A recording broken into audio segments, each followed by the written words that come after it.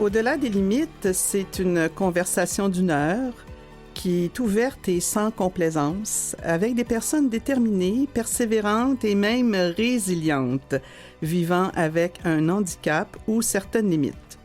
Une invitation d'Yvan Deslauriers et de Francine Forget. Aujourd'hui, on reçoit Sarah Limoges. Elle est technicienne en travail social en milieu hospitalier, plus précisément à l'hôpital Maisonneuve-Rosemont. Amoureuse de la vie. J'insiste ici pour mettre amoureuse toutes les lettres en majuscules avec 3 points d'exclamation après le mot. Parce que vraiment, vous allez découvrir quelqu'un qui mange la vie à pleines dents. Elle fait de la polyarthrite juvénile rhumatoïde systémique depuis l'âge de 4 ans.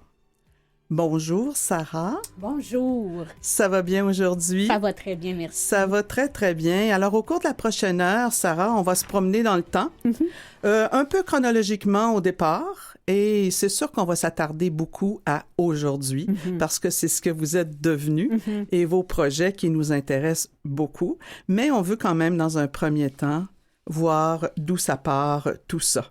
On va commencer donc avec le début, n'est-ce pas? C'est-à-dire l'enfance et le parcours scolaire à l'école primaire et secondaire. Ça vous va? Bien sûr. On est prêt? On part. Dites-moi, à quel moment vous avez su que vous étiez différente, que vous aviez cette polyarthrite juvénile rhumatoïde systémique? Comment ça s'est manifesté? Compte tenu que j'étais quand même très jeune quand les premiers symptômes se sont manifestés, moi j'avais 4 ans, le réaliser en tant que soi, c'est venu beaucoup plus tard. C'est sûr que c'est ma mère, c'est mes parents qui ont mangé le choc, là, si on peut dire. Donc, ça a débuté avec des fortes fièvres. Donc, j'étais très malade. Au-delà d'avoir un handicap qui est devenu stable plus tard dans ma vie, j'étais malade. Donc, je faisais de la fièvre, j'avais pas d'énergie, je dormais tout le temps.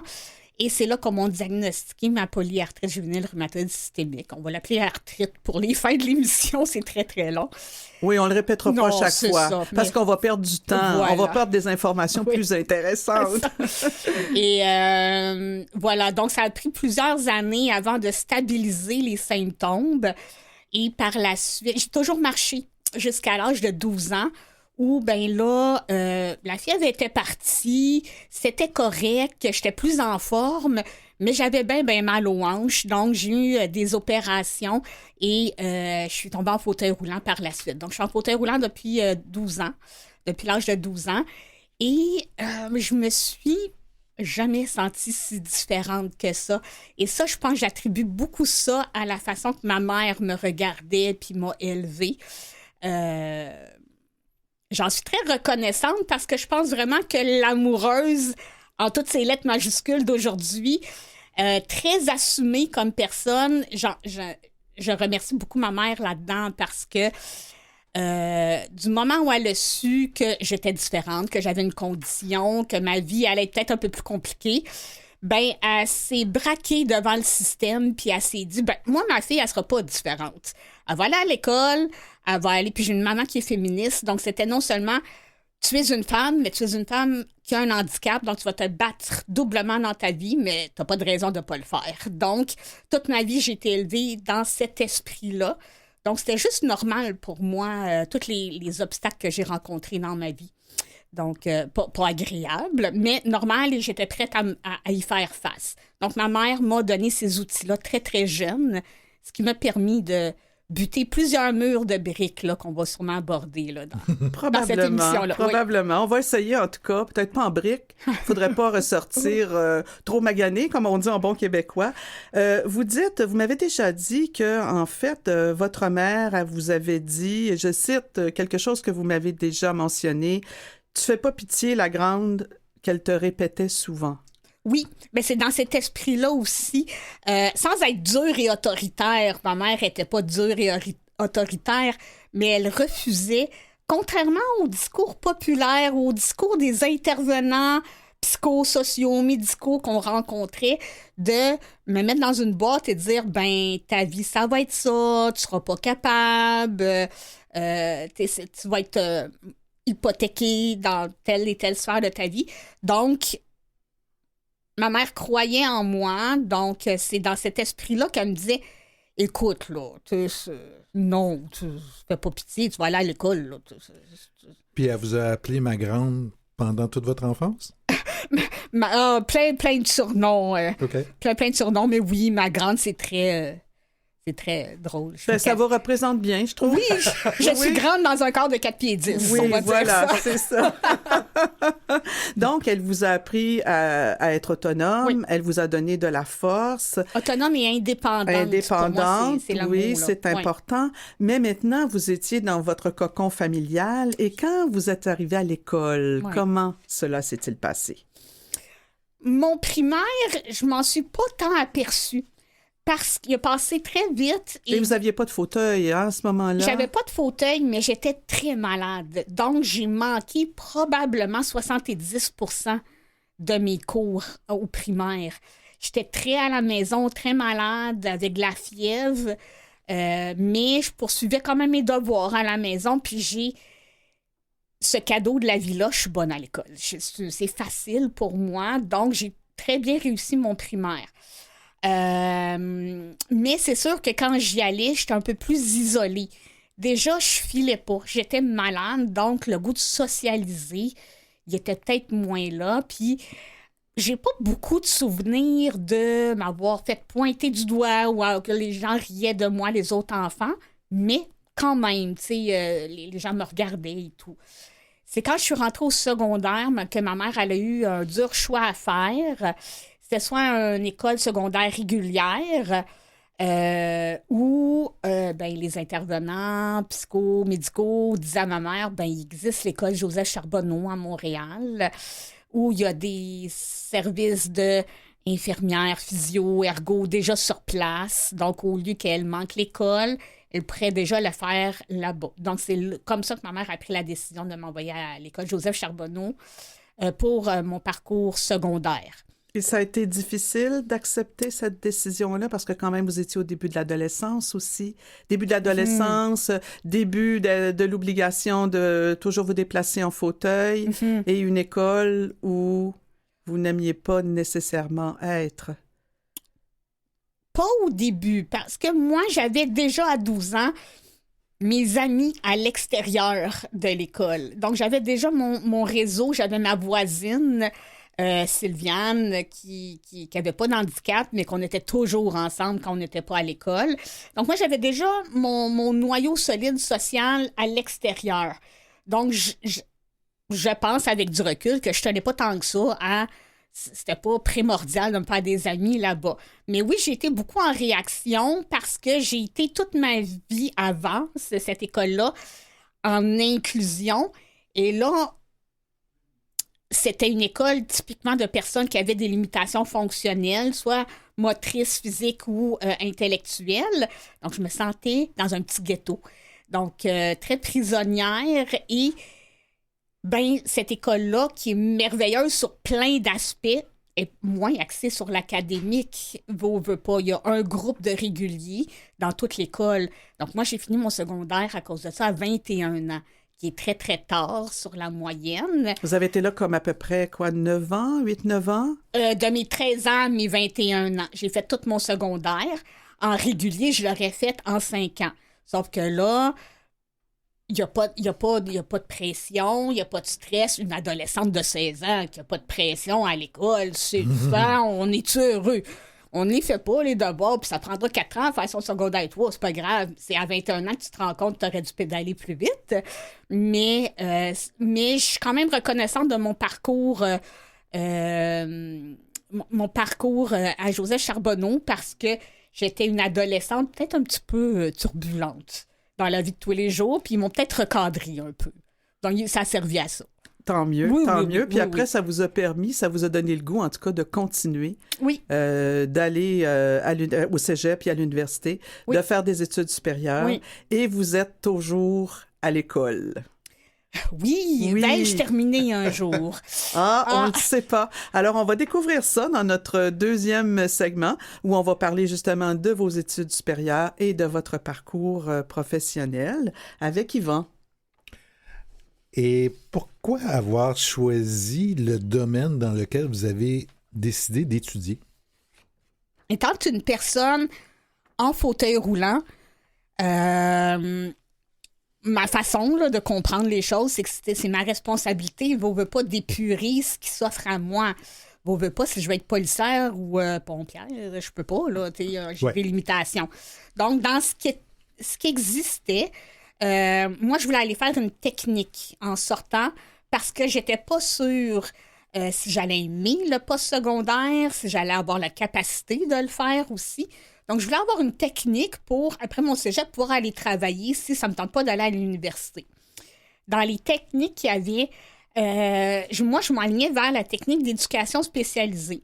Et c'est mon éducateur spécialisé à l'école, Joseph Charbonneau, qui me rencontrait puis me dit, moi, je pense pas que c'est une bonne idée. Puis là, on a regardé vraiment les descriptions de tâches. Parfois, il y a une dose de physique en éducation spécialisée. Mm-hmm. Et là, j'ai découvert le travail social. Okay. Et je me suis dit, pourquoi pas? On va aller l'essayer. Je n'étais pas amoureuse d'emblée de cette discipline-là. Bien, ce que je comprends aussi, c'est que vous n'aviez pas nécessairement un but très, très précis. Non, du tout.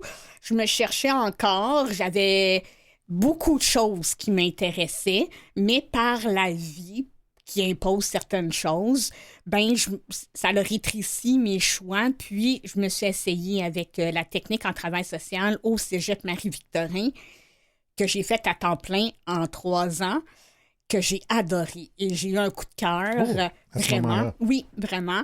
Et ça s'est super bien passé. J'étais la seule personne on était 2 personnes qui avaient un handicap, une personne non-voyante, puis moi, dans cette technique-là. Les profs, les autres élèves, hyper ouverts, hyper inclusifs. Donc, ça a été très trippant. Une jeune adulte de 21 ans au cégep. Là, ça a été un beau 3 ans de ma vie. Donc, on arrive à 24 ans. Oui. Est-ce que c'est à ce moment-là que vous êtes allé chez Altergo?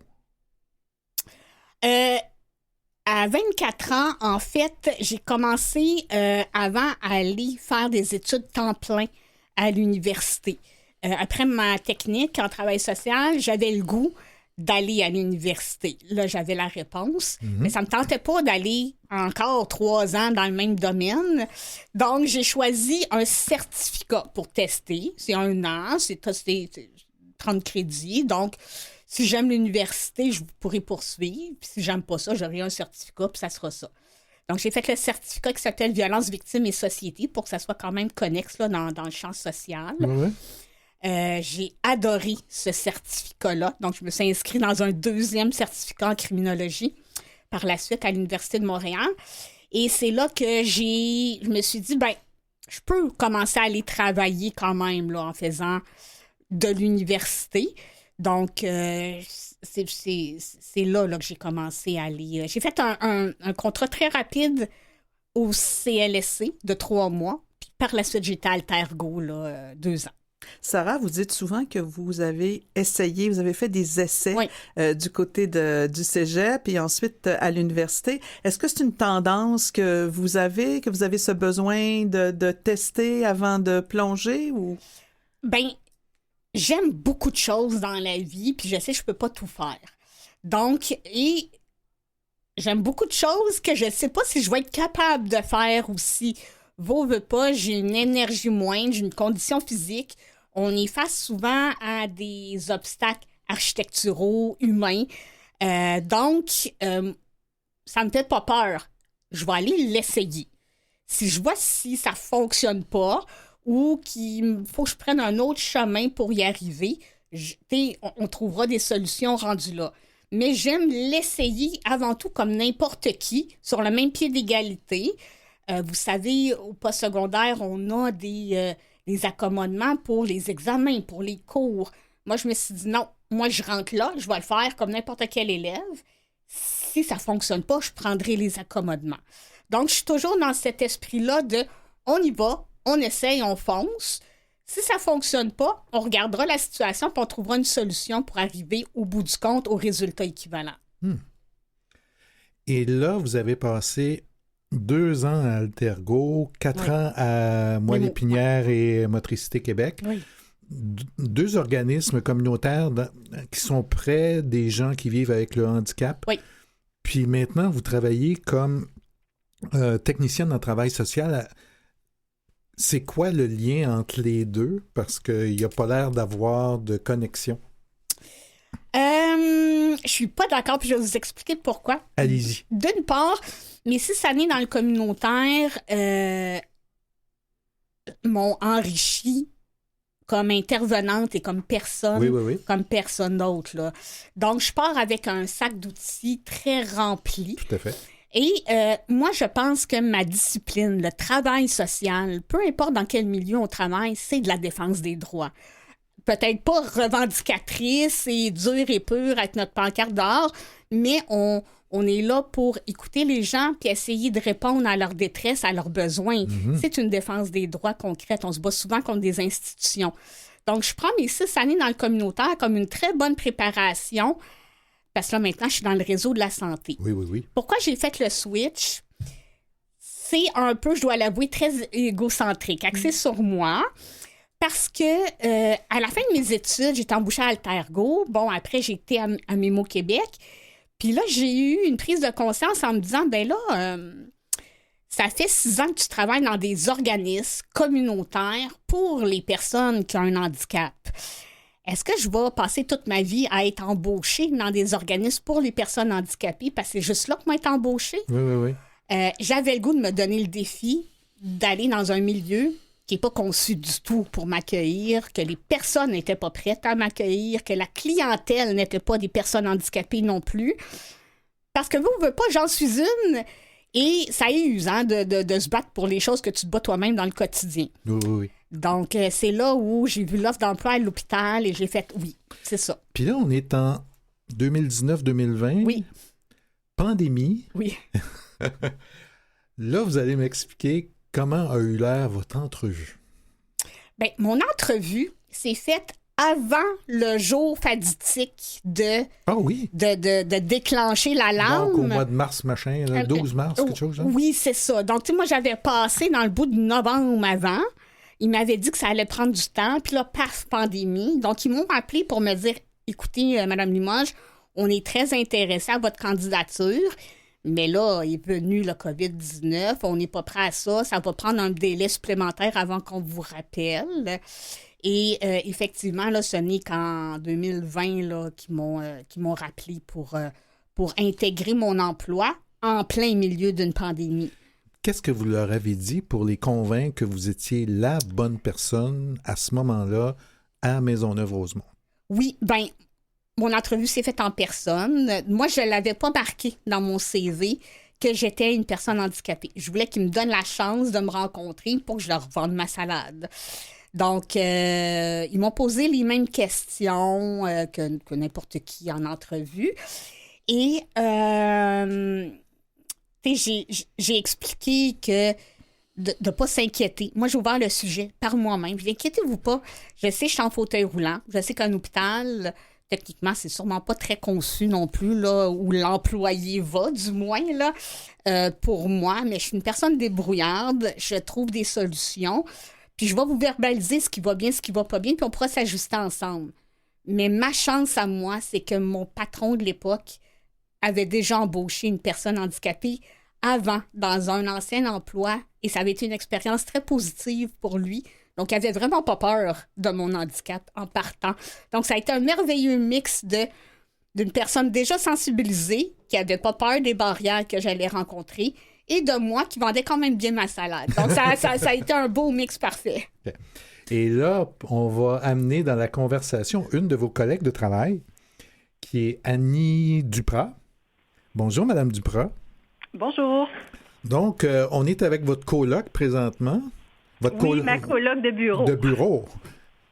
Alors, est-ce que, puis là, je ne sais pas dans quel ordre c'est arrivé, quand vous êtes arrivée, Sarah, est-ce que Annie était déjà là ou c'est le contraire? Oui. OK. Alors, oui, moi, je suis une vieille travailleuse sociale. Moi. Ah, bon Dieu d'affaires. La voix le dit tout de suite. Vous n'avez pas besoin de nous le mentionner. Alors là, un lundi matin, là, je ne sais pas si c'était un lundi, Sarah arrive à votre bureau en vous disant « Je suis votre nouvelle collègue de travail ». Ben, en fait, moi, le premier contact que j'ai eu, c'est on était convoqués à une réunion dans un auditorium. Je me souviens pas trop c'était quoi, une sorte de formation. Puis, ben, je sais que Sarah avait été embauchée au début de la semaine, mais tu sais, chacun faisait ses choses. Puis, habituellement, les nouvelles collègues, ils nous les présentent au courant de la semaine. Ça n'avait pas encore été fait. Donc, c'est à ce moment-là que je l'ai vue, mais on ne s'est pas parlé parce qu'il y avait une formation, là. Fait que c'est plus tard, je pense que c'est même plusieurs jours plus tard où on s'est parlé parce qu'on avait affaire à travailler ensemble. Puis, ça fait à peu près 1 an qu'on partage le même bureau, là. Puis c'est vraiment, ça fait 1 an que j'apprends à découvrir Sarah avec sa personnalité qui est très douce, agréable, tranquille. Si on lui parle pas, on sait pas qu'elle est là, c'est ça? C'est qu'elle est très discrète dans le sens qu'elle est à son affaire, elle fait son travail. Quand elle parle aux gens, c'est souvent plus de nature professionnelle, tu sais, fait que on lui parle de professionnel. Tu sais, quand on la questionne sur d'autres choses, elle est contente de nous parler, mais tu sais, elle est très centrée sur la tâche, là. Mm-hmm. C'est correct, je suis là pour ça, moi aussi. Oui. Puis d'ailleurs, pour fixer les idées, moi, je suis un maniaque de stats, l'émission quotidienne. Donc, vous êtes toutes les deux la Delphine Martin de l'hôpital Maisonneuve-Rosemont. Là. C'est vous qui allez vers les gens puis essayez d'accommoder l'environnement quand ils vont retourner à la maison, ces choses-là. Là. Oui. Entre autres, effectivement. C'est assez romancé dans Stat. Il y a certains éléments que je me disais, ah mon Dieu, tu sais, c'est pas la travailleuse sociale qui aurait fait ça. Mm-hmm. Mais il y a d'autres moments dans Stat où je me dis, ah oui, ça, c'est tout à fait mon rôle, là. Sarah, j'ai lu dans les notes que ça vous a quand même pris une certaine période d'adaptation à Maisonneuve-Rosemont. Racontez-nous les premières journées. Ça a été... très honnêtement, ça a été un défi. J'ai pensé peut-être que j'avais fait une erreur parce que, en plus, je rentre dans un contexte de pandémie. En 2020, c'est nouveau, tout le monde panique et en mèche courte des gens partant. Donc, c'est sûr que je rentre dans un contexte particulier. Mais, tu sais, j'ai eu des agents de sécurité qui me refusaient de me laisser passer dans tel corridor pour me rendre à mon bureau. Parce que Ils pensaient que vous étiez une patiente? Une patiente. Ben oui, les gens pensent que je suis une patiente, là, souvent à l'hôpital. Pas juste à cette époque-là, encore aujourd'hui, non? Ah oui, encore aujourd'hui. Je travaille au 10e étage principalement, puis il y a une famille qui a bloqué l'ascenseur parce qu'ils pensaient que j'étais une patiente qui s'évadait.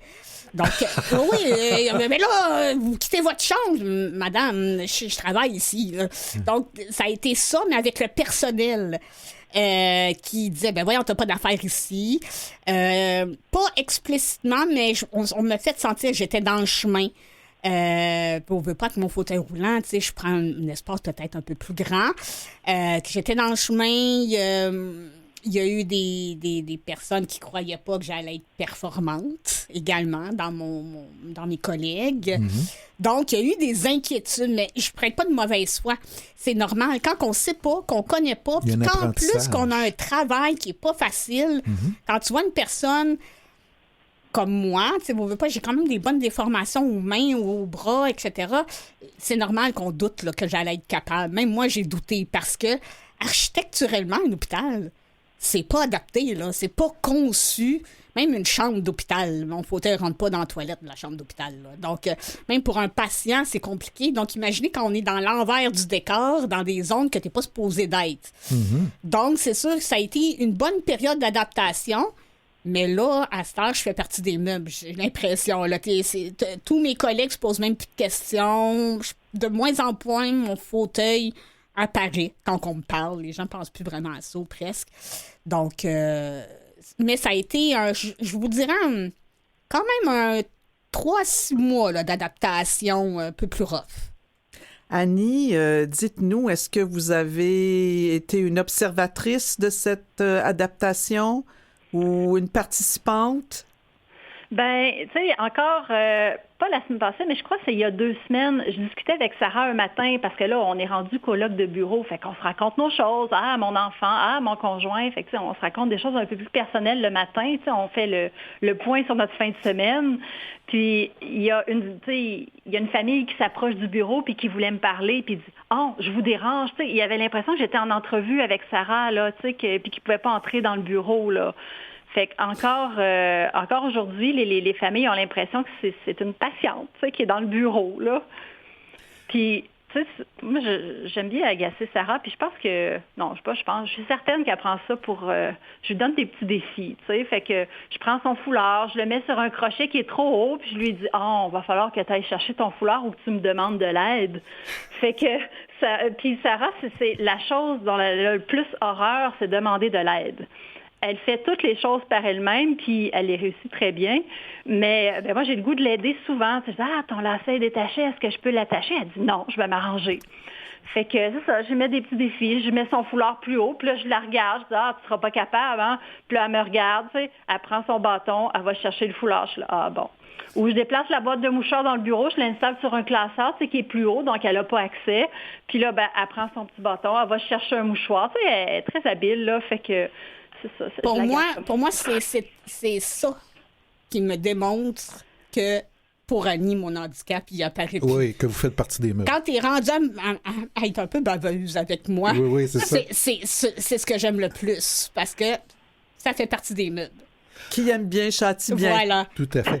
En quelques mots, parce que pour cette section-là, on est presque rendu au bout, un cas qui vous a rendu très fier.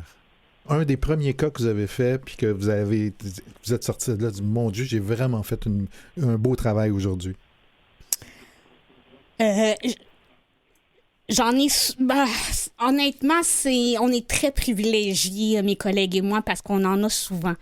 Je pense sincèrement qu'on fait des différences là-dedans, mais un exemple flagrant, puis je vous la nomme un peu en tant qu'anecdote aussi, en gériatrie, qui est une discipline dans laquelle j'ai beaucoup travaillé depuis que je suis à l'hôpital.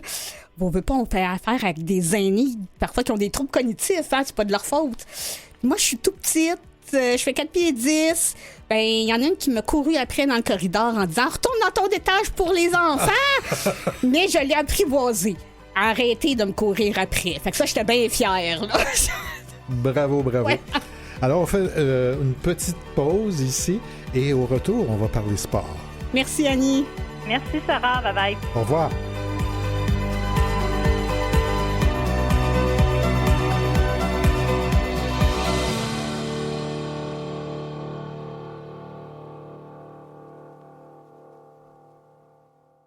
Vous écoutez Au-delà des limites avec Yvan Deslauriers et Francine Forget.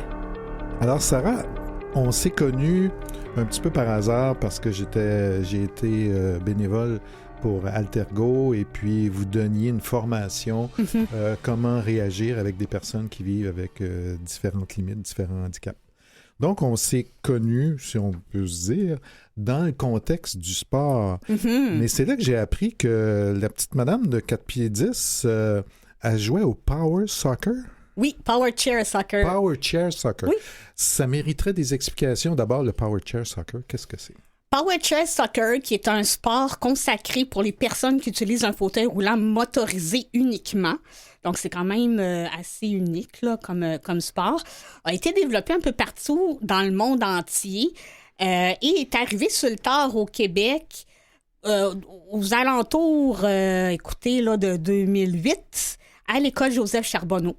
Et j'étais là. Donc, ils ont monté une première équipe débutante pour faire des essais-erreurs puis comprendre le sport et j'en faisais partie. J'ai adoré ça. C'est un sport qui se joue comme le soccer, donc en équipe. On nous installe des pare-chocs en métal devant nos pieds et on a une vitesse sur nos fauteuils motorisés qui est programmée différente où le reculon et la rotation est très rapide pour pouvoir kicker le ballon. Et l'objectif, c'est de faire des buts. Comme au soccer. Pied, ouais. est venu un temps où le Power Chair Soccer a quitté l'école Joseph Charbonneau pour se développer ailleurs au Québec. Et j'ai intégré mon équipe locale qui était avec Junisport, qui est l'équipe montréalaise. Il y a d'autres équipes, ça arrive sud, etc. Ouais. Mais l'équipe à Montréal, c'est Junisport qui l'a. Et j'ai intégré cette équipe-là où j'y suis restée là, assez longtemps. Et on a monté, j'ai monté dans l'équipe provinciale et j'ai été réserviste sur l'équipe, on a dit fédérale. Ça, c'est mon côté politique. Merci, là. Sur l'équipe nationale. Donc, mais j'ai pris ma retraite, je vous dirais, là, à la mi-parcours de mes études universitaires parce que j'étais fatiguée. Entre 2 devoirs d'université puis des samedis, dimanches à se pratiquer dans un gymnase, moi, je devais faire un choix. Oui. Donc, mais j'ai fait ce sport-là pendant au moins 8 années. Puis ça vous a permis, juste avant d'aller du côté des voyages, du côté du sport, c'est comme un peu être dans une auto-tamponneuse puis essayer de jouer au soccer en même temps. Oui, sauf que la réglementation nationale, en fait, mondiale, c'est que les contacts sont pas permis. On peut pas juste se rentrer dedans. Ça peut faire des blessures, faire des dommages au fauteuil. Oui. Ça arrive, des petites collisions, là. On est tout en métal. On entend des tatark durant les matchs. Oui. Mais on a des règlements là, avec les contacts. Là. Et donc, c'était des compétitions, c'était des ligues assez développées parce que vous avez voyagé autant à travers le Canada qu'aux États-Unis dans ce sport-là. Oui, et même que l'équipe actuelle dont je fais plus partie, ils ont déjà été plus loin. Là. Il y a eu une coupe mondiale qui s'est faite au Brésil, dont mon conjoint a été. Moi, j'ai pas participé à celle-là, mais... Oui, là, j'étais 3 fois à Vancouver, au Nouveau-Brunswick aussi. Nos meilleurs amis, c'est le Vermont. On est tout le temps rendus au Vermont à faire des compétitions avec eux. Boston, New Hampshire, il y a vraiment plusieurs. Et là, ça se développe beaucoup plus dans l'ouest là, des États-Unis. Là, ça va faire des... Mais quand on pense au hockey, il y a des ligues de garage de hockey. Quand les joueurs arrêtent leur carrière, entre guillemets, sérieuse. Est-ce que c'est la même chose dans le Power Chair Soccer? Il n'y a pas des ligues de garage, mais il y a quand même des équipes locales où l'élite, les joueurs élites qui font partie des équipes provinciales et nationales sont, mais avec des débutants, des nouveaux arrivés, des gens qui veulent pas compétitionner, juste avoir du fun. Donc, les équipes locales, te permettent ça. Moi, j'ai décidé d'arrêter ça complètement parce que mes samedis, rendu à un moment donné, quand tu travailles à temps plein, tu es encore à l'université pour une maîtrise, tu fais passer à la maison à faire du lavage un peu. Fait que je suis un peu rendu là. Puis, votre conjoint, est-ce qu'il était dans la même équipe que vous ou vous avez joué un contre l'autre à certains moments donnés? Oui, mais les deux. Les deux, donc... Paraîtrait-il qu'on était à l'école Joseph Charbonneau en même temps. J'ai aucun souvenir de lui à cette école-là. Mais oui! C'était le petit en arrière. C'était le petit en arrière. J'ai aucun souvenir. Mais pour moi, j'ai vraiment rencontré Patrick au Power Chair Soccer, donc à Junisport, où on a pratiqué, fait des compétitions à Vancouver ensemble. On était tout le temps les fins de semaine ensemble dans le gymnase parce qu'on compétitionnait, on se pratiquait, puis nous, on voulait être élite. Et on a joué ensemble, on a joué contre également. Donc, ça a développé notre chimie. Ouais. Il y a combien de joueurs sur le jeu en même temps? 4. Le gardien de but et 3, t'as le centre et 2 alliés. Donc, quand vous dites qu'il est dans la même équipe, ça veut dire qu'il y a vraiment une chimie à établir. Si vous êtes seulement que 3 joueurs. Bien, il y en a sur le banc, il y a des rotations. Mais oui, parce que tout dépendant de la position où tu es, puis on joue sur un grand terrain là, de basketball. Oui. Donc, tu es obligé d'avoir de la communication. Un sport d'équipe, peu importe lequel, faut que tu communiques. Donc, tu es obligé de développer ta chimie, tu as tes outils de communication avec tes coéquipiers. Donc, j'ai déjà développé ça en partant avec mon chum avant d'être avec lui. Et puis là, ça nous ouvre notre prochain sujet. La vie de couple. Oui. La vie de couple. Récemment, d'ailleurs, je ne sais pas si on a bien vu, mais on suit nos invités, nous, sur les médias sociaux. Et on a vu que vous en étiez à votre 10e anniversaire. Oui.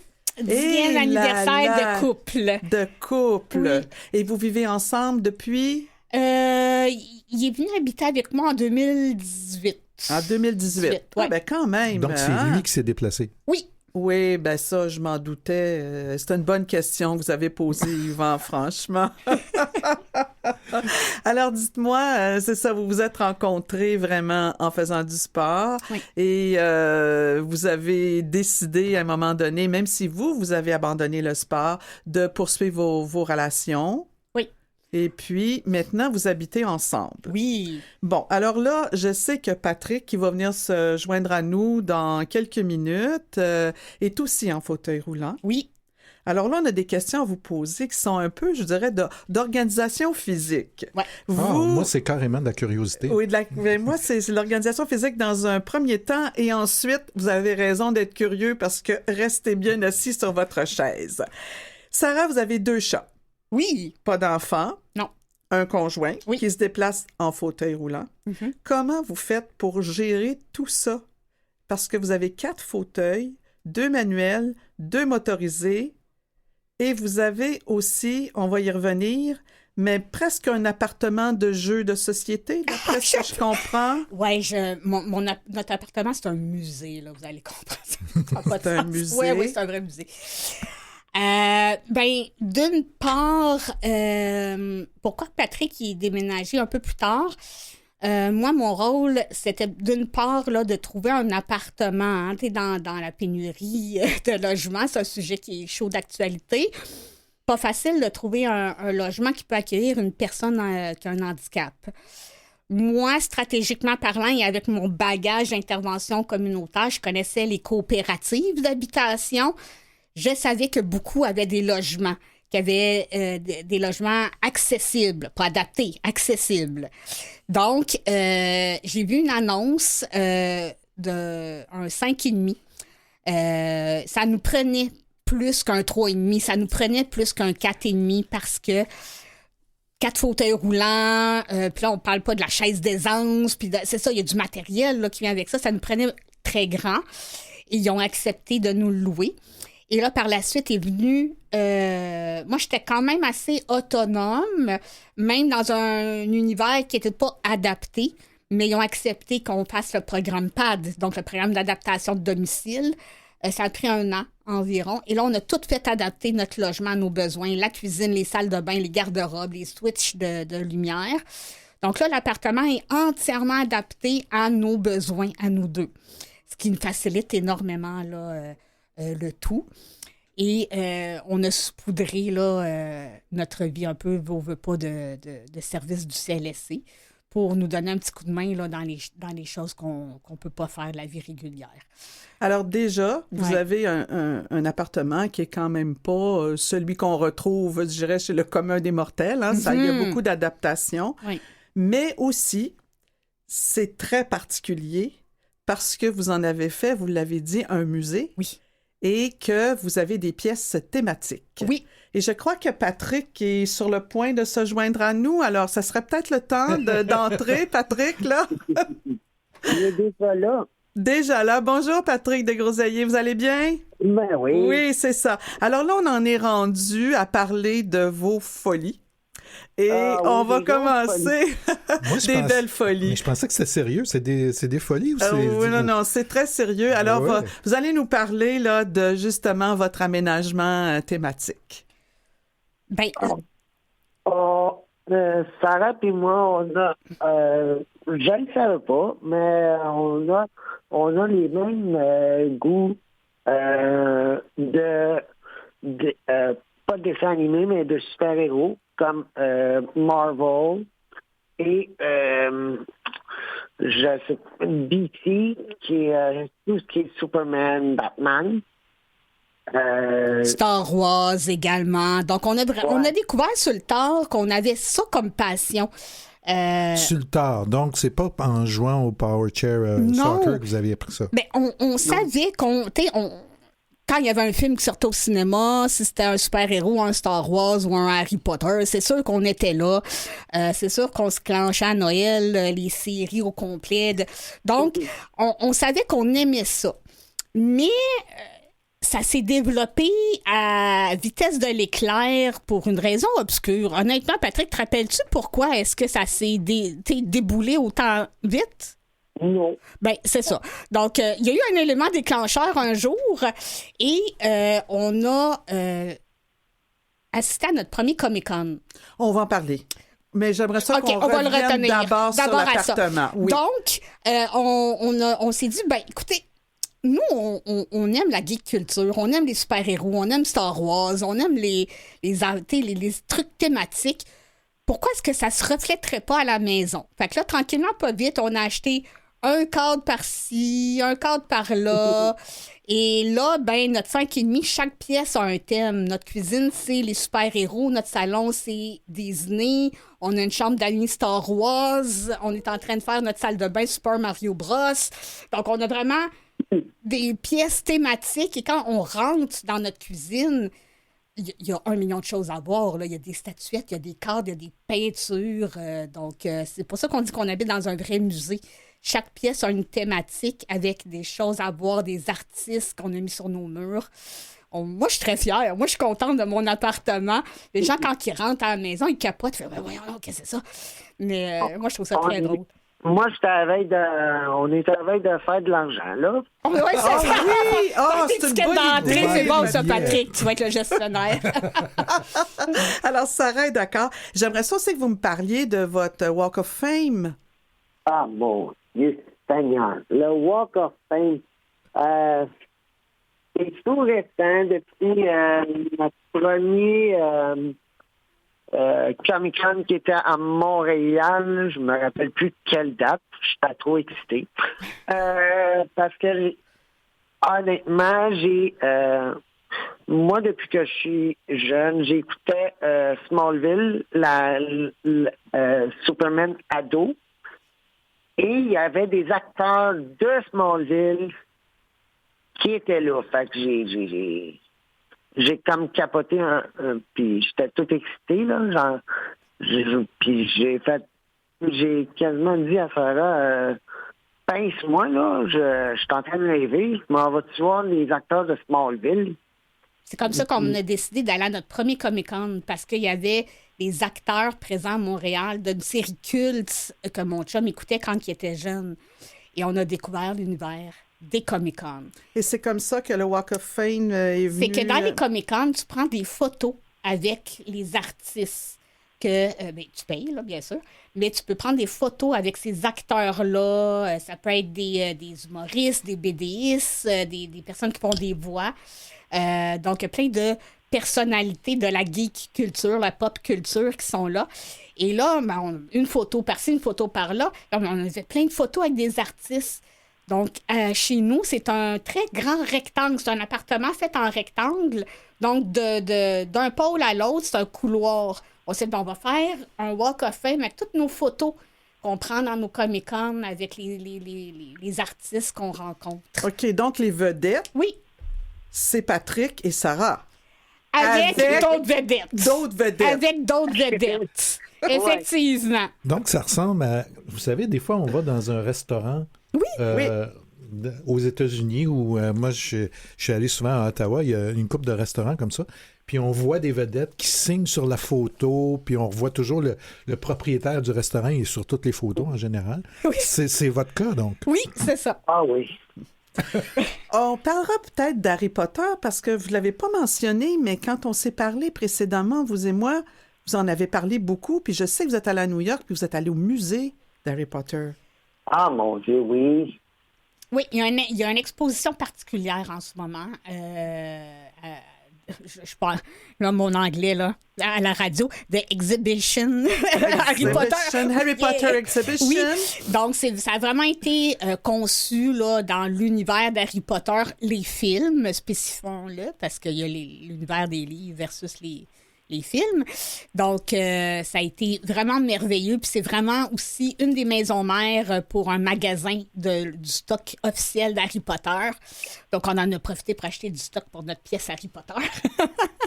Parce que vous n'en avez pas parlé. C'est laquelle pièce qui est la pièce Harry Potter? Elle n'est pas encore faite, Mais mais... il vous en reste encore une, Oui, là. oui, ça va être la chambre des maîtres, qui va être la chambre d'Harry Potter, mais on l'a fait en dernier.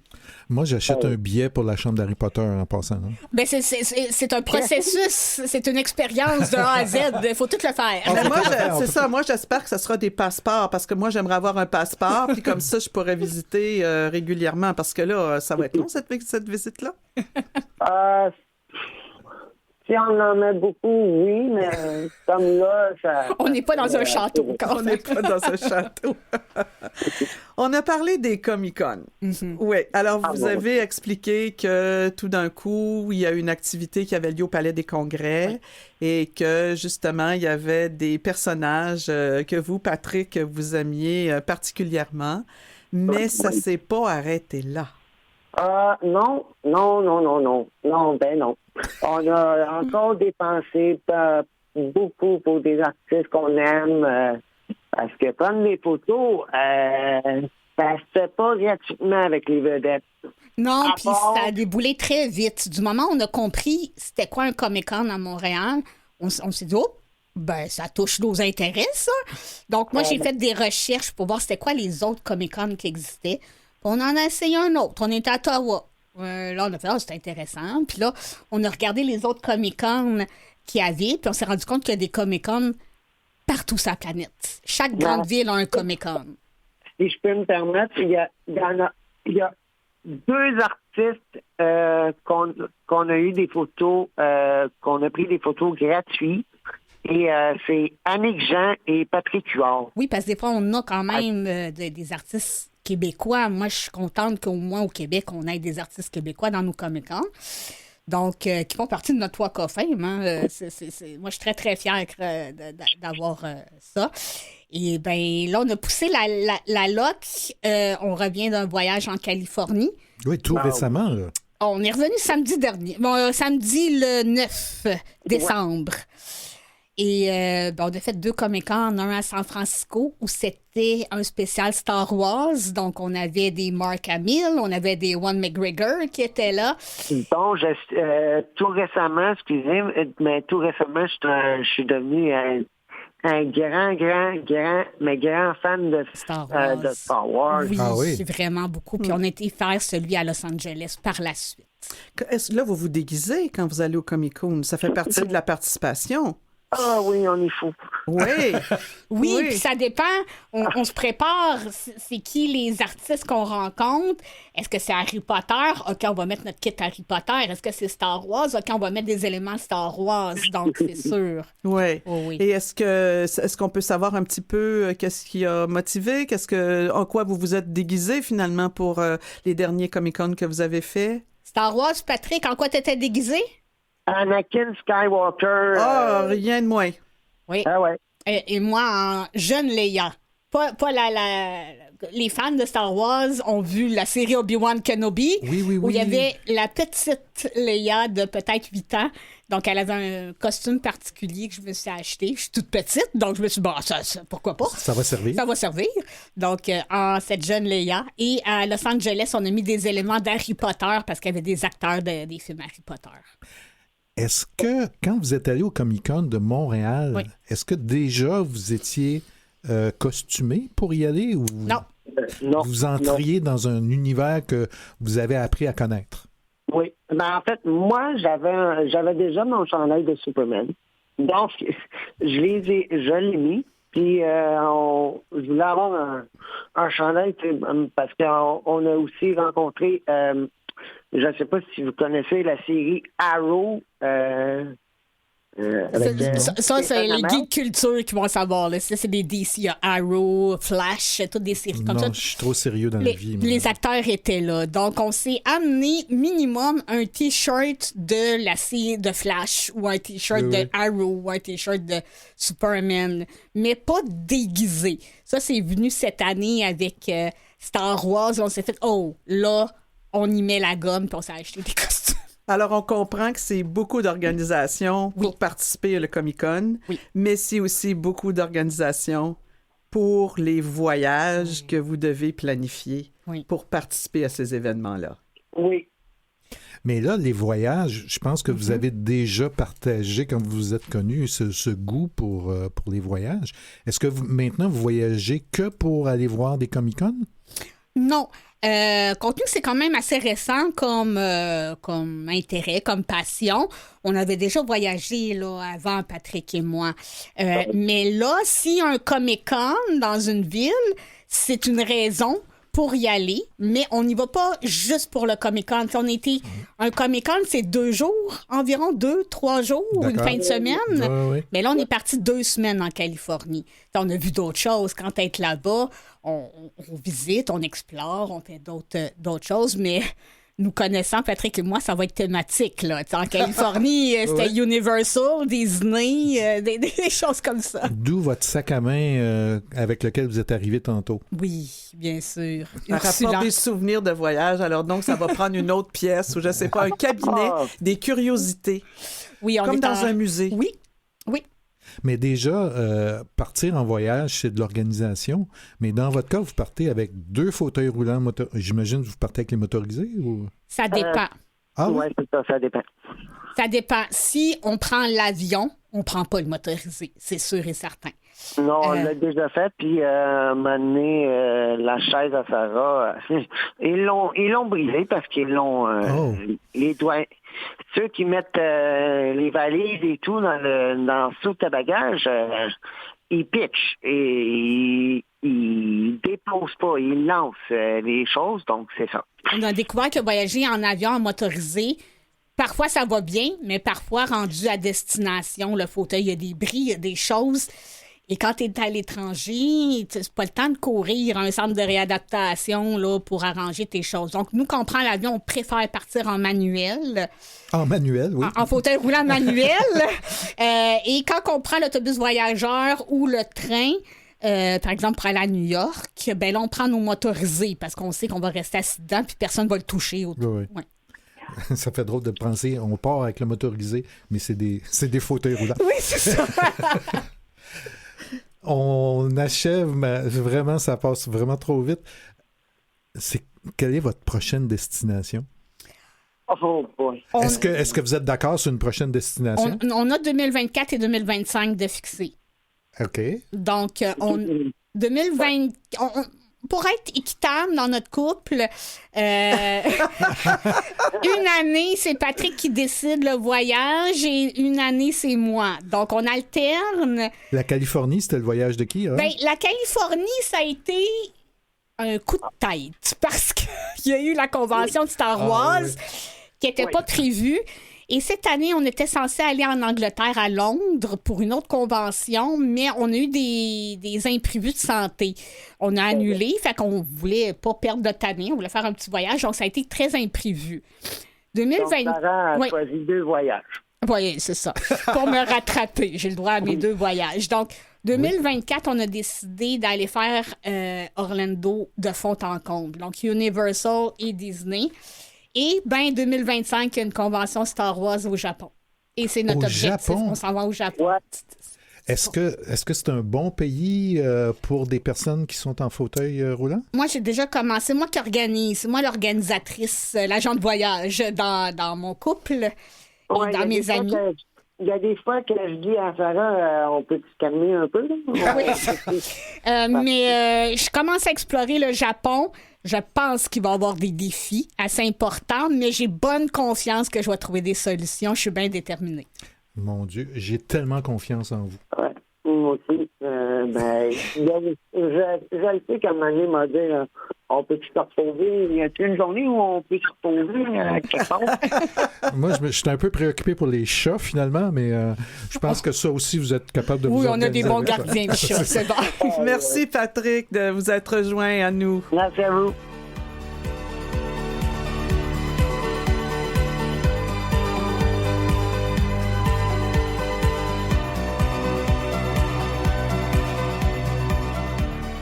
Sarah la discrète, c'est ce que votre collègue Annie nous a dit et on va la croire parce que vous l'aimez beaucoup, vous avez confiance en elle. Mais je dirais plutôt Sarah la lumineuse. Vous nous avez éblouis, vous nous avez bien, sorti de notre quotidien. Vous nous avez amené dans quelque chose de totalement étranger pour Yvan et nous, et sûrement pour bien des auditeurs, et ça fait du bien. Et ce pétillement, ça doit transparaître aussi dans votre pratique, dans vos relations avec vos patients, hein, sûrement? J'espère. Ah, on est pas mal sûr. Même quand vous faites du piquetage. Ah oui, moi, j'ai un sourire et les gens m'applaudissent. Ils pensent que je suis une supporter. Oui, voilà. Alors, Sarah, il y en a qui vous ont dit un jour, les autres vont te mettre des limites, mais toi, tu n'en as pas de limites. Mm-hmm. Puis ils avaient entièrement raison. C'est ce qu'on peut conclure de notre entretien aujourd'hui. Et on vous remercie infiniment de nous avoir fait partager votre univers, votre énergie et votre folie. Un grand merci. Merci également à votre collègue de travail, Annie Duprat, travailleuse sociale à l'hôpital Maisonneuve-Rosemont, à votre conjoint, Patrick Desgroseilliers, qui ont participé à cette émission. Une émission qui est réalisée par Mathieu Tessier, à l'animation et à la recherche, Yvan Deslauriers et Francine Forget. Cette émission est une production de Canal M, la radio de l'inclusion.